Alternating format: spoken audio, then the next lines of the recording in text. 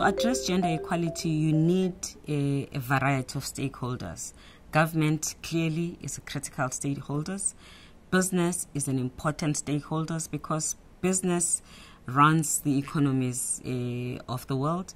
And as we said earlier on, economic participation is important. So you need business to embrace the issue of women's economic participation, removing of glass ceiling, representation of women in decision making. You obviously need civil society, which has always been a critical role player in addressing all kinds of issues to do with rights, including the rights of women. You need young people, you need the media.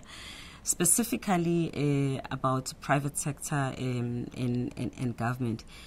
In some cases, when government passes legislation that has to do with the economic well-being of women, that legislation is supposed to be implemented in the private sector. If you do not have a higher consciousness in the private sector, incorporate citizenship, private sector can just tick the box and not implement the legislation in spirit and letter. Which is why in our He for She campaign, which is a campaign that is targeting men as role models, potential role models, who, if they're in leadership, can use their power of one to provide significant changes in their environment.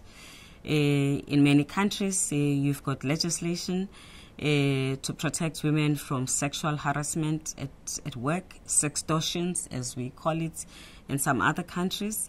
You need the CEOs and the captains of industry to be concerned about the well-being of women, not even to wait for legislation, and to make sure that in their companies, women are not exposed in any sexual harassment.